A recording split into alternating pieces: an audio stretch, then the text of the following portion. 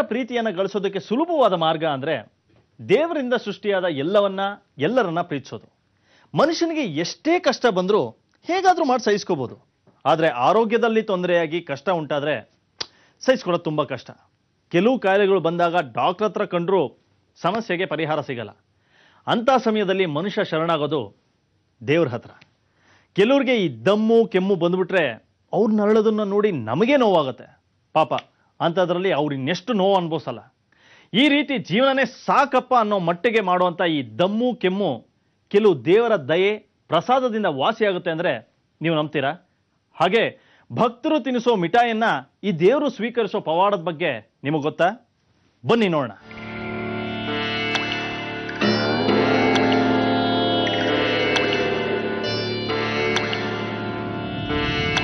ನಮ್ಮ ಭಾರತ ಆಶ್ಚರ್ಯ ಮತ್ತು ಅದ್ಭುತಗಳ ನೆಲೆವೀಡು. ಅಂಥ ಒಂದು ಅದ್ಭುತವಾದ ಜಾಗ ಉಜ್ಜಯಿನಿಯ ಕೋಕಾ ಮಾತಾ ಮಂದಿರ.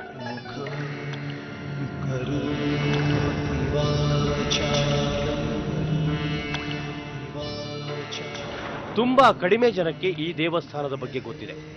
ಗೊತ್ತಾದ್ರೆ ಕೇವಲ ನಮ್ಮ ದೇಶದಿಂದ ಮಾತ್ರ ಅಲ್ಲ, ವಿದೇಶಗಳಿಂದಲೂ ಭಕ್ತರು ಬರ್ತಾರೆ.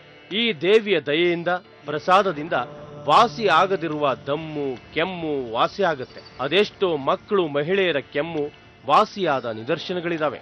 ಒಂದು ಚಿಕ್ಕ ಗಲ್ಲಿಯ ಕೋಣೆಯಲ್ಲಿದೆ ಈ ಕೋಕಾ ಮಾತಾ ದೇವಸ್ಥಾನ. ಈ ಕೋಕಾ ಮಾತೆಯ ವಿಶೇಷ ಏನೆಂದ್ರೆ ತೆರೆದಿರುವ ಬಾಯಿ. ಇಲ್ಲಿಗೆ ಹರಕೆ ಹೊತ್ತು ಬರೋ ಭಕ್ತರು ದೇವಿಯ ಬಾಯಿಗೆ ಮಿಠಾಯಿಯನ್ನು ಹಾಕ್ತಾರೆ. ಆಶ್ಚರ್ಯ ಏನೆಂದ್ರೆ ಭಕ್ತರು ಎಷ್ಟೇ ಮಿಠಾಯಿ ಹಾಕಿದ್ರೂ ಅದು ಸ್ವೀಕಾರ ಆಗುತ್ತೆ.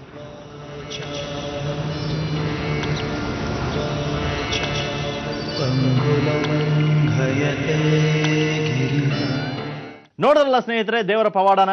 ಇದೆಲ್ಲ ನಡೆಯೋದು ನಮ್ಮ ಭಾರತದಲ್ಲಿ ಮಾತ್ರ.